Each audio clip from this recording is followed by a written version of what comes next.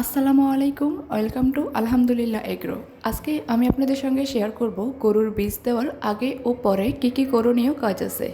প্রিয় খামারিবাসীরা, সঠিকভাবে কাজ না করলে গরু গর্ভধারণে ব্যর্থ হয় এবং বড় ক্ষতির সম্মুখীন হতে হয়। তাই চলুন বিস্তারিত জেনে নিই। তো চলুন প্রথমে বলি গরুর বীজ দেওয়ার আগে করণীয় কী। হিট পর্যবেক্ষণ করুন। গরু হিটে আছে কি না নিশ্চিত করতে হবে। হিটে আসার লক্ষণ এরকম যে গরু অস্থির হয়ে যায়, খাবার কম খায়, দুধ কমে যায়, অন্য গরুর উপরে ওঠার চেষ্টা করে এবং লেজ নেড়ে নেড়ে দাঁড়িয়ে থাকে।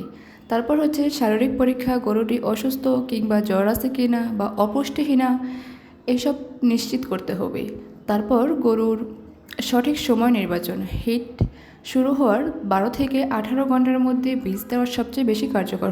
হিট শুরু হওয়ার পর নর্মালি 72 ঘন্টার মতো এই হিটটা থাকে, তাই 72 ঘন্টার মধ্যে 12 থেকে 18 ঘন্টার মধ্যে বীজ দেওয়ার সবচেয়ে বেশি উত্তম সময়। অভিজ্ঞ টেকনিশিয়ান দিয়ে এই কাজটি করান, কারণ সঠিক পদ্ধতিতে বীজ না দিলে গরুর গর্ভধারণের সম্ভাবনা কমে যায়।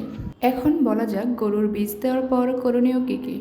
গরুকে বিশ্রামে রাখা। বীজ দেওয়ার পরপরই গরুকে দৌড়ানো চাপানো করা যাবে না, এক জায়গায় রাখতে হবে। গরুকে ধাক্কা দেওয়া বা টানা হেঁচড়া করা যাবে না, অকারণে উত্তেজিত করা উচিত নয়।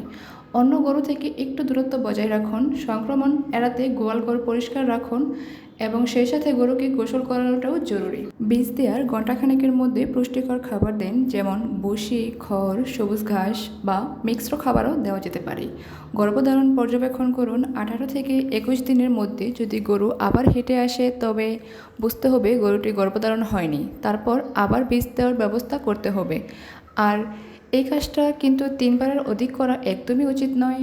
18 থেকে 21 দিন পর যদি গরুটি হিটে না আসে তাহলে সম্ভবত গরুটি গর্ভবতী হয়েছে। শিওর হওয়ার জন্য আপনারা 4 মাস পর আবার পরীক্ষা করতে পারেন।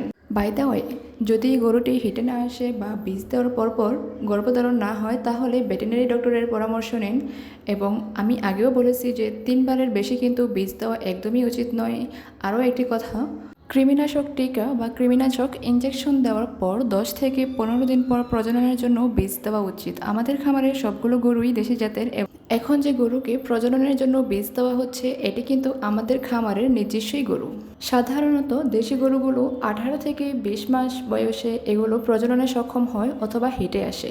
তো আমাদের খামারে যেহেতু এই গরুটা একদম বাছুর অবস্থা থেকে আজ অবধি, তো আলহামদুলিল্লাহ এই গরুটার আজকে 19 মাস প্লাস, তো এটা প্রজননে আসছে বা হিটে আসছে। তো খামারিবাসীরা, আপনাদের যদি গরুর প্রজনন সম্পর্কিত কোনো কিছু জানার থাকে তাহলে অবশ্যই সেটি কমেন্ট করে জানাবেন।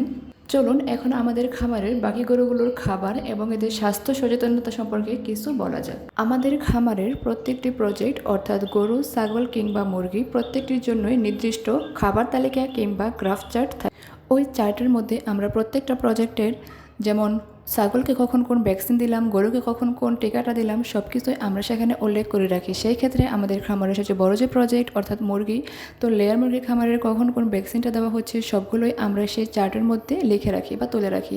তো বন্ধুরা, আপনারাও চাইলে এটি করতে পারেন, তাহলে আপনাদেরও খুব সহজে মনে থাকবে যে কখন কোন গরুকে প্রজননের জন্য বীজ দেওয়া হচ্ছে কিংবা কৃমিনাশক খাওয়ানো হচ্ছে কিংবা অন্যান্য কোনো ভ্যাকসিন দেওয়া হচ্ছে। সেই সাথে প্রত্যেক মাসের খাবারের হিসাব, কত টাকা খাবারে খরচ হলো এবং কত টাকা মেডিসিন কিংবা ভ্যাকসিনে খরচ হলো, যদি সব কিছু আপনারা এভাবে লিখে রাখেন বা একটা গ্রাফ আকারে করে রাখেন তাহলে মাস শেষে প্রত্যেকটা প্রজেক্টের হিসাব পাওয়া যাবে এবং খুব সহজেই প্রফিটটা বের করা যাবে।